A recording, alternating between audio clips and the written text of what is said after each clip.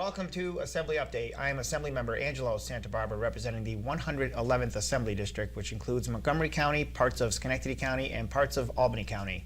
Today on the show, we are bringing back the American Red Cross, and we have joining us Burgundy Magoon, who is going to talk about a home fire preparedness campaign, which is something that's restarting in some areas. Welcome to the show. Thank you for having me. So we talked a little bit about this before the show started, and we talked about fires and being prepared for fires. And I know the Red Cross is always big on being prepared. Tell us about this campaign, and why are we promoting it now? Sure. So at the Red Cross, we've seen an increase in fire responses at homes. It always increases around the holidays, but in 2013 we really saw it spike. On a national level, we're trying to reduce home fire deaths by 25%. So we're rolling it out here in Eastern New York, including Schenectady and Amsterdam. We did a campaign in October where we install fire alarms and check fire alarms to make sure that they're working properly. The installations are free, and the goal is to ultimately reduce fires and fire deaths. Now, this is something that you're working with the fire departments together? Definitely. Both Amsterdam and Schenectady are in my district, and I've in the times that I've communicated with the fire department and actually visited some homes, it seems to be that every time you check the smoke alarms, batteries people always forget. Right. Is that a common thing that happens? People just always forget? Very common. They get annoyed by the batteries and the alarms going off, and they end up pulling the batteries out and they never replace them. So even if the smoke alarm actually works but the battery's not in, it's not doing anything for the residents if a fire occurs. So we go in and we can replace the batteries as well. So we try and check up on that and give them the tips and let them know it's really important to keep the batteries in. Now, if some of these smoke alarms are not working, and at that point we would get a replacement in there or get somebody that can do that work? Yes, we have the fire alarms. We bring them in for free. We put as many as the house needs, and we work with the fire departments to help us with the installations, make sure they're done correctly. Now, in Schenectady, and I know Amsterdam as well, there's some older houses. Are you finding that there's not enough, but you do have to add fire alarms? Definitely. Oftentimes people don't have as many as they should. We recommend one on every level and one outside of every bedroom. So in all of those homes, we're trying to bring it up to code. And I know you have all sorts of stats here, but the stats show that when these fire alarms are working, there's a much better chance to get to safety. Definitely. And I know with this campaign, we also talked about having a plan. And I know there's been a lot of emergency preparedness plan talked about on this show with other members of the Red Cross. This particularly a plan, if there is a fire, how do you get your family to safety as soon as possible? What goes into preparing a plan? Going into preparing a plan, we recommend having 2 exits from the home. That way, if the fire is blocking your first exit, you have your second option. With children, we bring in a home fire escape plan where you can draw and create where you should exit the home. And then we recommend having a destination outside, whether it's across the street or a few houses down, where everyone in the family can meet and make sure everyone is safe. And this is something that the family can work on together. I'm just going to hold that up for the Yes. camera here. So this would be sort of a kit. Yep. that they would get, and they'd be able to talk about this together. Right. Now, can they, let's say they look at this and they want some help, can they use the Red Cross as a resource? Definitely.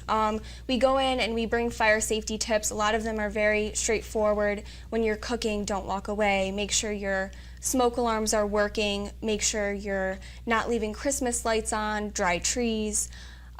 Be careful with space heaters. So when we go in and do the installations, we also try and educate the residents with a lot of this fire information. And a lot of this sounds like it's not too time consuming. It seems like a simple procedure just to have in place so everybody knows.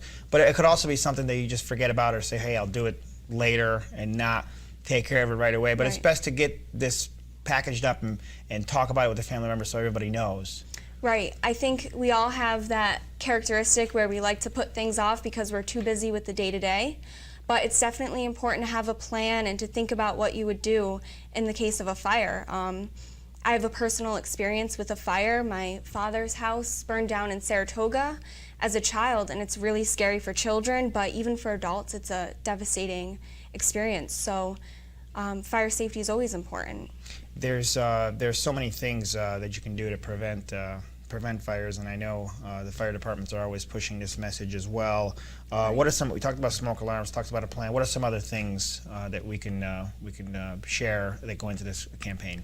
A lot of common fires happen from the lamps that you plug in. They're kind of flimsy lamps, and leaving them plugged in or plugging them into lead cords that have frayed wires. Those things cause a lot of fires, and they're very common. Again, around the holidays, leaving Christmas lights on dry Christmas trees. If you're leaving the house, unplug your Christmas lights. Cooking and barbecuing, make sure that you're just being safe, you don't walk away. Things like that. It seems that at one point, I remember candles were very popular. Candles, yes. Is that something you're hearing about as well? Always. I think candles continue to be a problem with home fires. And I know I've heard cases where you fall asleep with the candle on and it burns down or something like that happens. But Right. best to put those out, especially if you're not going to be around. Yes. If you think it's nighttime, maybe put them out before you fall asleep. Right, and especially in winter when you have a lot of power outages, people rely on candles, but even during that time you have to be safe. The other thing, falling asleep, a lot of people come home on a Friday night, tired from a long work week, and fall asleep while smoking a cigarette on the couch.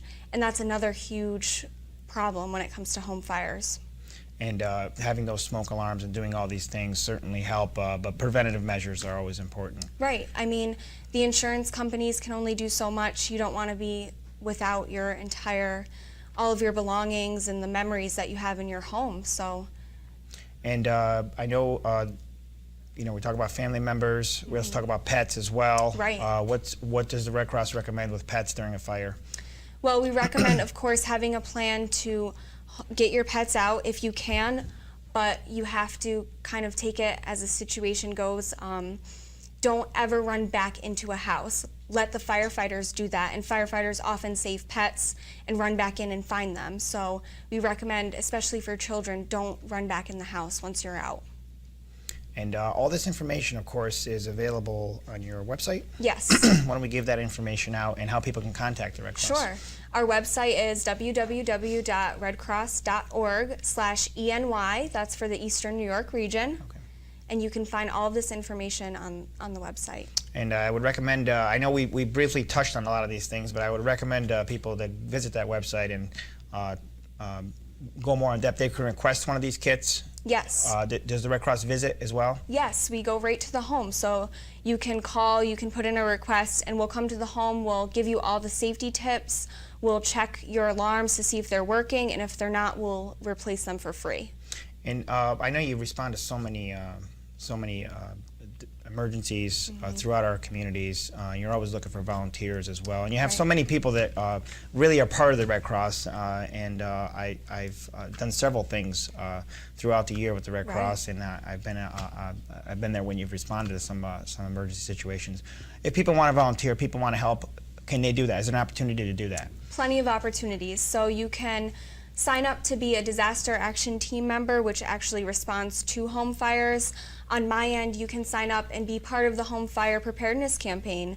You can be an installer if you're a volunteer firefighter. You can be trained to install, or you could come and be part of the education component. So educating the residents on fire safety tips. And I know on your website there's also some opportunities. You even have an app, if I remember correctly, that can go on your phone. We have many apps, yes. Now that can be downloaded from the website or found somewhere. And what does that app do?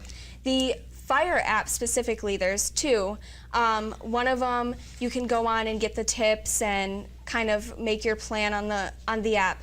The one for children actually go in and with it's called the Monster Guard app, and they go in and they look at fire safety issues. So they go into a home and they identify all of the things that are at risk for fires, and they get to correct them in the app and move from level to level. So it's really fun. It's always more fun when it's in an app, right? Yeah, definitely. I think so.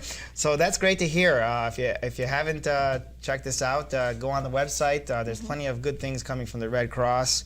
And we also want to, I know I donated blood not too long ago, Right. but there's also an opportunity to give blood. I know Always. there's an Albany office as well, but there's also blood drives happening around the community as well. Yes. How do people get information off the website, or does that go out in other ways? All the information is on the website. We are always open at 33 Everett Road here in Albany, not too far away. And then we have blood drives all throughout the community. We often go to Siena College, and as those blood drives are scheduled, they're advertised on our website.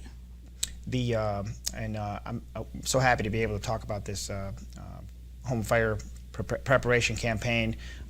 Do home fires continue to be #1 response that the Red Cross is involved with? By far. They're the #1 response locally and on a national level. Fire deaths account for a large group of deaths every year in the United States, and we're trying to reduce that. And obviously, when a fire it affects your home, what are some of the things the Red Cross is doing that you respond to it? What are some of the things that go into responding once the family is out? So when we respond to a fire, we bring comfort kits, which have some necessities and hygiene supplies for a family and for every individual in the family. We also can provide lodging for a certain period of time, so when people are out of a home or a place to stay at night, especially in the winter, we can get them set up in hotels.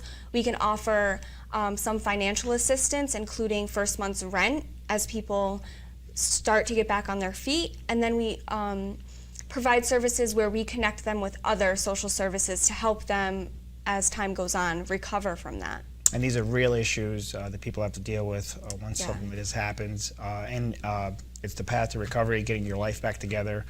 Certainly, we're happy to have the American Red Cross there.